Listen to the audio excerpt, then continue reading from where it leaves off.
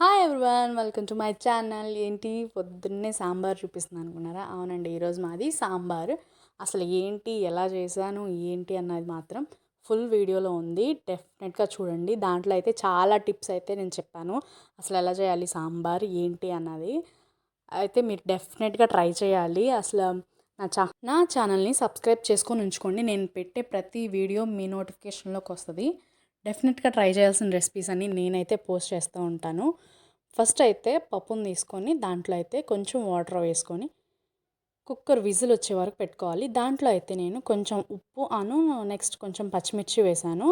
వేసి అదంతా చక్కగా ఉడికేంత వరకు ఎన్ని విజిల్స్ అంటే 3 విజిల్స్ వచ్చే వరకు పెట్టుకోవాలి. 3 విజిల్స్ వచ్చే వరకు పెట్టుకొని పప్పు అంతా ఉడికినిచ్చుకోవాలి. ఈలోపు మీ దగ్గర ఏమన్నా ఉన్న వెజిటేబుల్స్ అన్నీ కట్ చేసుకొని పక్కన పెట్టుకోండి. అసలు ఏమేమి కావాలి సాంబార్లోకి అన్నది కొంచెం ఐడియా ఉంటుంది కదా. సో మీరందరైతే చక్కగా అవన్నీ కట్ చేసుకొని పెట్టుకోవాలి. తర్వాత సాంబార్ చేసుకోవడానికి ఒక బాండీ తీసుకొని దాంట్లో అయితే తాలింపు వేసుకోవాలి. తాలింపులు చిల్లిపాయలు అన్నీ వేసుకొని అవంతా గోల్డెన్ బ్రౌన్ కలర్లోకి వచ్చేలా వేసుకోవాలి. తర్వాత నేనైతే సొరకాయ, ఆనియన్స్, దోసకాయ, నెక్స్ట్ అయితే దొండకాయ, వంకాయ నెక్స్ట్ అయితే బంగాళదుంప, మళ్ళీ ఆనియన్స్ తాలింపు లాగా, నెక్స్ట్ చిల్లీస్, తర్వాత బెండకాయ, అవన్నీ నా దగ్గర ఉన్నాయని నేను కట్ చేసుకొని పెట్టుకున్నాను. కట్ చేసుకున్న అన్నీ వేసుకొని చక్కగా ఫ్రై అవ్వాలండి. వెజిటేబుల్స్ అన్నీ ఉడికిపోవాలి చక్కగా.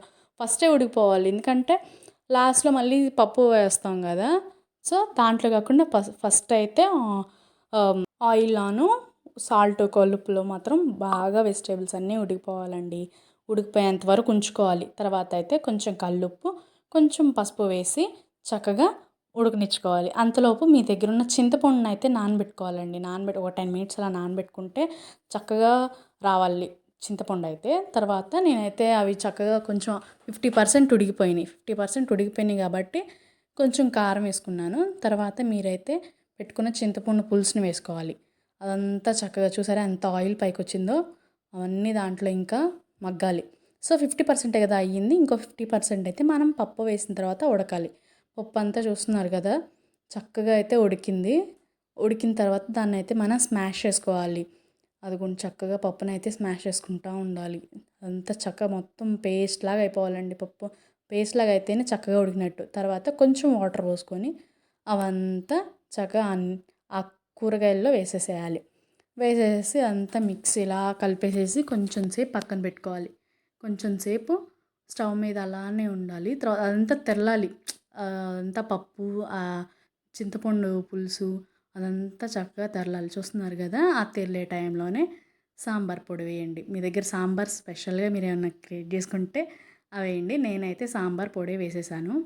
చాలా బాగుందండి. స్మెల్ అయితే అసలు చాలా బాగా వచ్చింది. ఆ సాంబార్ ఉడికేటప్పుడే మనం కొత్తిమీరను కరివేపాకు వేసాం అనుకో, ఆ ఫ్లేవర్ కూడా ఇంకా స్మెల్ అయితే చాలా బాగా వస్తుంది. మీరైతే డెఫినెట్గా ట్రై చేయండి. అసలు ఏంటి ఇంకా సాంబార్ డీటెయిల్స్, ఇంగువ వేస్తారు చాలామంది, చాలా బాగుంటుంది. ఇంకంతే ఒక 10 మినిట్స్ అలా తెల్లనిచ్చిన తర్వాత తీసేయడమే.